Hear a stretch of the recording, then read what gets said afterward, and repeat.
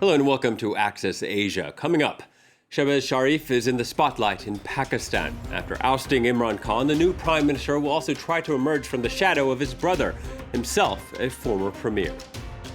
Critics call the COVID lockdown in Shanghai clumsy and chaotic. Public anger spread, and as authorities are easing restrictions, we'll find out whether China should rethink its strategy. Illegal fishing is threatening the biodiversity in Southeast Asia's biggest lake, Cambodia, trying to crack down on the practice, which is also threatening the livelihood of locals. After nearly 4 years in office, Imran Khan is out as Pakistan's prime minister and back in the opposition. His replacement is Shehbaz Sharif, the younger brother of Khan's predecessor, Nawaz Sharif. And so it seems the more things change, the more they may stay the same. Many of the problems that Khan was unable to resolve will test the new government. An economic crisis with soaring inflation and a plunging rupee. Voting in the country's new prime minister, Pakistan's parliament selects opposition PMLN leader Shehbaz Sharif for the job. Former chief minister of Punjab province, he has a reputation for efficiency and improving infrastructure. He's the younger brother of three-time Prime Minister Nawaz Sharif. Barred from office by the Supreme Court in 2017, he now lives abroad. Shehbaz Sharif is also caught up in graft proceedings, with the trial still pending. There wasn't much doubt he would win after former Foreign Minister Shah Mahmood Qureshi withdrew his candidacy, announcing an en masse resignation from ousted Prime Minister Imran Khan's PTI party, as its MPs stood and chanted, "We want freedom." Tehreek Insaf के दोस्तों ने फैसला किया है इस नाजायज हरकत में हम शामिल नहीं होंगे हम आजाद पाकिस्तान के ख्वाह हैं आज हम मुस्तफी होने का ऐलान कर रहे हैं. This means yet more political upheaval, with by-elections now to be organised for the 155 seats in Parliament. Monday's vote was scheduled after Khan was dismissed in a no-confidence vote on Sunday. No prime minister has ever served a full term in Pakistan, but Khan is first to lose office in this way.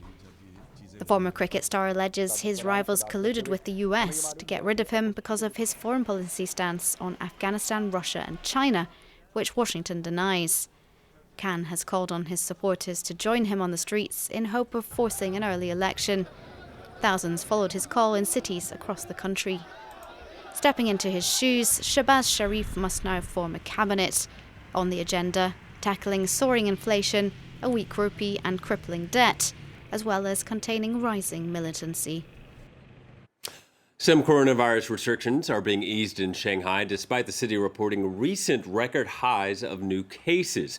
Residents, though, have grown increasingly frustrated as they have had to struggle to find enough food and medicine. Pressure has been mounting on authorities in China's most populous city and one of its wealthiest. China's zero-tolerance approach to COVID-19 is increasingly strained by the highly infectious, though less deadly, Omicron variant. For more, we can speak to Carl Minzner, a senior fellow for China Studies at the Council on Foreign Relations and professor at Fordham Law School. Thank you for speaking to France 24. I was wondering if, first of all, you could give us a sort of overview of what the situation has been like in Shanghai these past few days and whether there was media coverage of it in the country.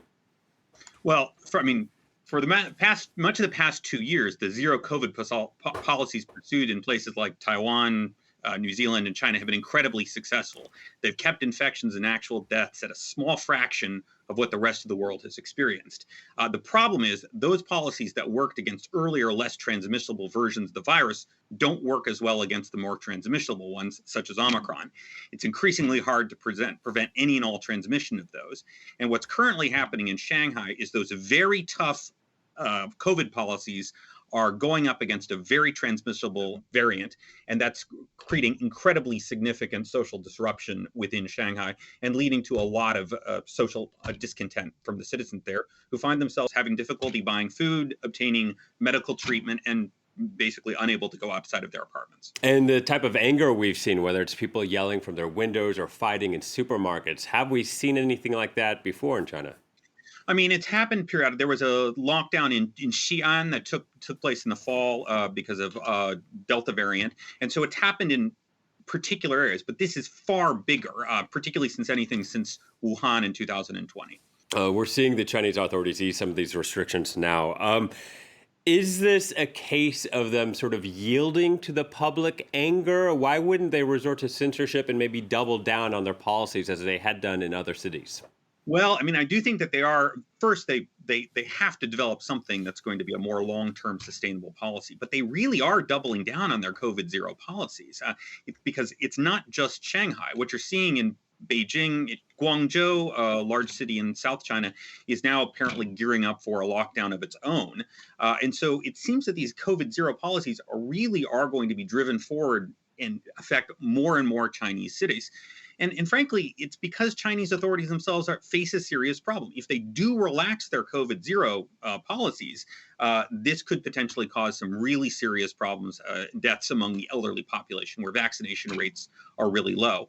It's also political because Xi Jinping himself has essentially staked his political fortunes on the COVID zero policies, and so backing away from them significantly creates a problem for him politically too. Yeah, and I'm wondering about that. In terms of the anger from people who are living there, is it directed more at the local officials or more at the central government? No, right now it's, I think, more at the local officials, the people who are denying you the ability, who sort of sent you to an isolation chamber for a couple weeks, even though you're asymptomatic. The people who are preventing you from sort of going to visit your relatives or go out, able to buy food.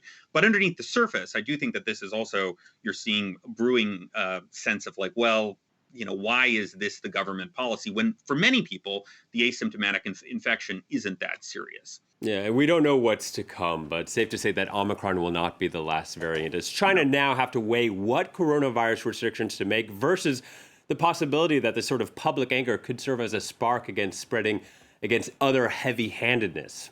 Yes, absolutely. I think that this is China now.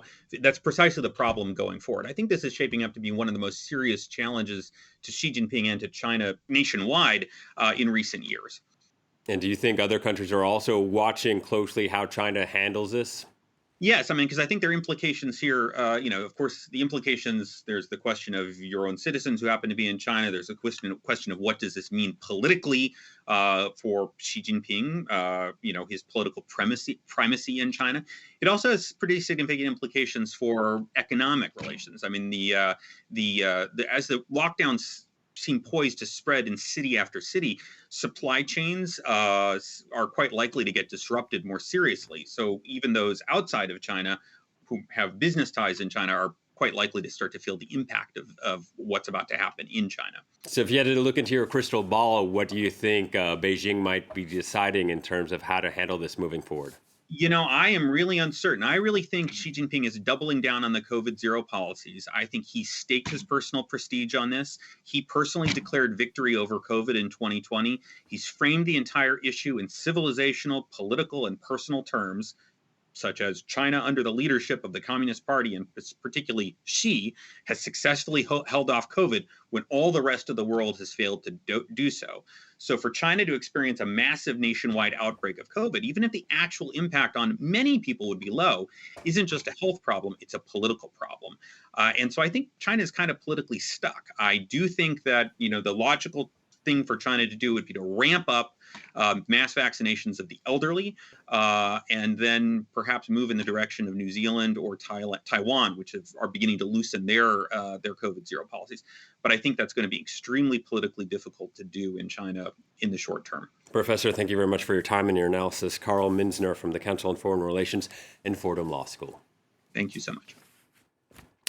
Local authorities in Cambodia have been ordered to clamp down on illegal fishing around the largest lake in Southeast Asia. Electric fishing equipment has taken a toll on biodiversity and affected local fishermen. James Mulholland reports. Tonle Sap in central Cambodia is the largest freshwater lake in Southeast Asia. Most locals depend almost entirely on fishing, but illegal practices, including the use of electrical nets, are putting livelihoods at risk, like here in the floating village of Kampong Pluk. We can't catch much. We are fishing during the peak season, but still we can't catch much. A few years ago, we were able to catch around 10 to 20 kilograms of fish, but the fish are getting fewer and fewer. The average income per day is around 30,000 reals. That's less than €7. One of the most diverse and productive ecosystems in the world, Tonle Sap was designated a biosphere reserve by UNESCO in 1997. But the illegal fishing is putting that under threat. Fishing in Tonle Sap is pretty much lost. Today there are about 7 to 8 species of fish. There used to be 200 to 300. Also under threat are the lake's flooded forests. These swamplands extend south towards the Mekong River and are key to the lake's biodiversity. They provide ideal conditions for fish to lay their eggs, but during dry season, villagers chop down and burn dozens of hectares to convert it into agricultural land.